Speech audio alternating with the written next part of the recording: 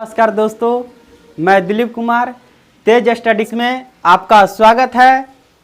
और class 9th आज आप लोग को विज्ञान पढ़ाने जा रहे हैं। सबसे पहले जानिए कि विज्ञान किसे कहते हैं और विज्ञान क्या है। और आप क्लास 8 में पढ़े होंगे विज्ञान के बारे में, तो उससे कई गुना आप 9th में चल गए तो अधिक मेहनत कीजिए। इसके साथ हम भी कर रहे हैं आप लोग के साथ। देखिए, क्लास 9th में सबसे पहले पढ़ना है विज्ञान एवं मापन। तो सबसे पहले जानिए कि विज्ञान किसे कहते हैं, विज्ञान क्या है। देखिए, विज्ञान सावधानीपूर्वक और क्रमबद्ध तरीके से प्रयोग एवं परीक्षण के द्वारा प्राप्त ज्ञान को विज्ञान कहते हैं। किसी भी चीज़ को करते हैं तो क्रमबद्ध तरीके से कीजिए, सावधानीपूर्वक कीजिए, उसके द्वारा जो प्राप्त ज्ञान होता है उसी को विज्ञान कहते हैं। विज्ञान एक सिंथिया शब्द से लिया गया है जिसका अर्थ होता है किसी भी चीज़ को जानना। देखिए, विज्ञान का जनक न्यूटन है। विज्ञान का जनक न्यूटन है। और विज्ञान को मुख्यतः दो भागों में बांटा गया, भौतिक विज्ञान और जीव विज्ञान। भौतिक विज्ञान किसे कहते हैं? भौतिक विज्ञान को इंग्लिश में फिजिकल साइंस कहा जाता है। देखिए, भौतिक विज्ञान किसे कहते हैं? तो विज्ञान की वैसी शाखा जिसमें निर्जीव पदार्थों के बारे में अध्ययन किया जाता है। जैसे इतना चीज़ हमको छोड़ के यहाँ पर अगल बगल जो भी दिखाई दे रहा है सारा निर्जीव है। जैसे पेन, बोर्ड, ये सारा क्या है? निर्जीव है। अगला देखिए पढ़ना है जीव विज्ञान।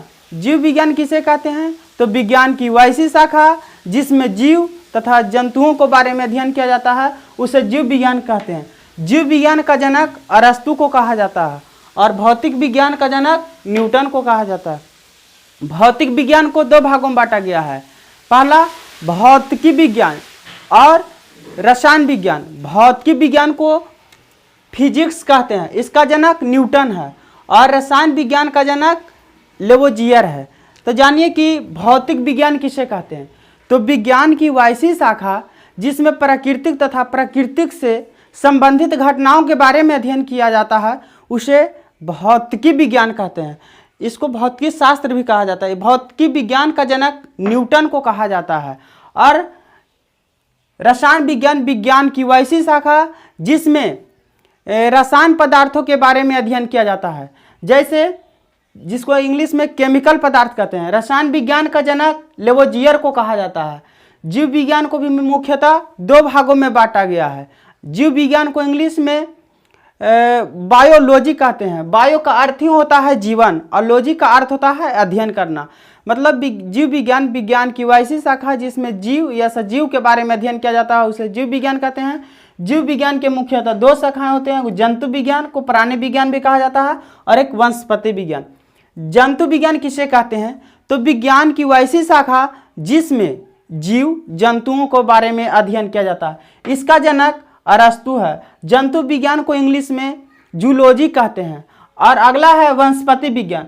विज्ञान की वैसी शाखा जिसमें पेड़ पौधे संबंधित बारे में अध्ययन करना वनस्पति विज्ञान कहते हैं। वनस्पति विज्ञान का जनक थियोफ्रास्ट को कहा जाता है। यह अरस्तु का शिष्य है। विज्ञान में भौतिकी का पहला लेसन है विज्ञान एवं मापन। तो विज्ञान के बारे में बता दिए हैं और अभी बताने जा रहे हैं भौतिकी के बारे में। देखिए, भौतिकी को इंग्लिश में फिजिक्स कहते हैं और फिजिक्स फिक्स शब्द से आया है। ये शब्द अरस्तु दिए हैं और इसका अर्थ फुसिस का अर्थ होता है नेचुरल। नेचुरल का अर्थ होता है प्राकृतिक। तो जिस घटनाओं में प्राकृतिक घटनाओं के बारे में अध्ययन किया जाता है उसी को भौतिक विज्ञान कहते हैं। जैसे तारे का टिमटिमाना, बल्ब जलना, पंखे का चलना, ये सब सारा भौतिक विज्ञान में अध्ययन करना है। भौतिक विज्ञान का जनक ऐसे न्यूटन है। भौतिक विज्ञान का जनक न्यूटन है। देखिए, एक वैज्ञानिक है, क्लास 9th में पढ़ना है कि अल्बर्ट आइंस्टाइन एक वैज्ञानिक है जो कहे हैं विज्ञान एक नियंत्रण चलने वाली मानवीय प्रक्रिया है। मतलब मानव के द्वारा लगातार एक का बाद एक नियंत्रण करने वाली मानवीय प्रक्रिया है। यह कथन अल्बर्ट आइंस्टाइन दिए हैं। अब विज्ञान के बारे में पढ़ लिए। अब अगला है मापन। देखिए दोस्तों, मापन क्या है और मापन किसे कहते हैं? तो किसी भी राशि को या किसी भी मात्रा को मापने की इकाई को मापन कहते हैं। जैसे हम लोग साधारण सी बात है कि दूध लाने के लिए जाते हैं तो लीटर में माप दिया जाता है, या किसी चीज़ को लंबाई को मापते हैं तो मीटर में, उसी को मापन कहते हैं। जैसे लंबाई के SI मात्रक मीटर होता है, दूरी का SI मात्रक मीटर होता है। अगला पढ़ना है भौतिक राशि। तो भौतिक राशि किसे कहते हैं? तो भौतिकी के नियमों को जिन पदों में व्यक्त किया जाता है उसे भौतिक राशि कहते हैं। भौतिक राशि को 2 भागों में बांटा गया। कितने भागों में? 2 भागों में बांटा गया। पहला आधारी राशि, दूसरा व्युत्पन्न राशि। भौतिक राशि, आधारी राशि को इंग्लिश में बेसिक क्वांटिटी कहा जाता है और व्युत्पन्न राशि को कहा जाता है। देखिए, आधारी राशि को मूल राशि भी कहा जाता है। आधारी राशि किसे कहते हैं?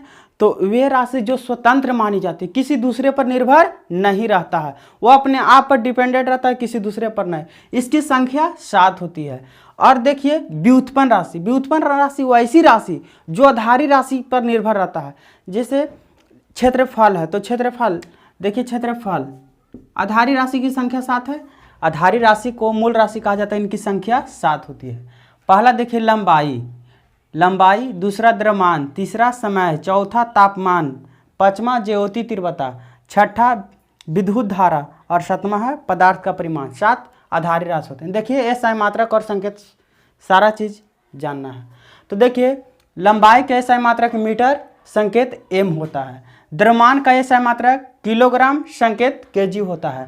समय का SI मात्रक सेकेंड, संकेत s होता है। तापमान का SI मात्रक केल्विन, इसे के से सूचित किया जाता है, यह संकेत के होता है। ज्योति तीव्रता का कैंडेला, इसका संकेत CD होता है। विद्युत धारा का SI मात्रक एम्पियर, इसका संकेत A होता है। पदार्थ का परिमाण, इसका SI मात्रक मोल, इसको MOL से संकेत को ही प्रतीक या सिंबल कहते हैं। देखिए इसका एक ट्रिक है, 20 दल तपज। क्या? 20 दल तपज। 20 से विद्युत धारा, स से समय, द से द्रव्यमान, ल से लंबाई, त से तापमान या ताप, प से पदार्थ का परिमाण और ज से ज्योति तीव्रता।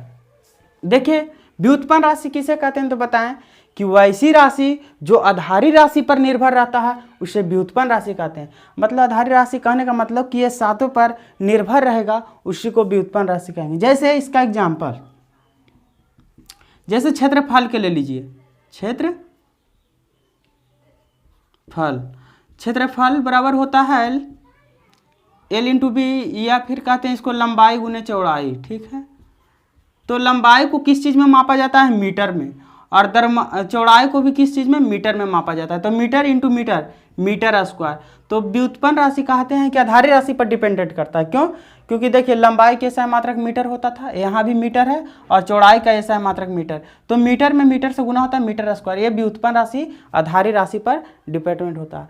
आज का क्लास यहीं तक रहेगा दोस्तों, और इसे अगर वीडियो अच्छा लगा तो इसे ज़्यादा से ज़्यादा लाइक, सब्सक्राइब और शेयर कीजिए, और नेक्स्ट वीडियो अगला दिन मिलते हैं।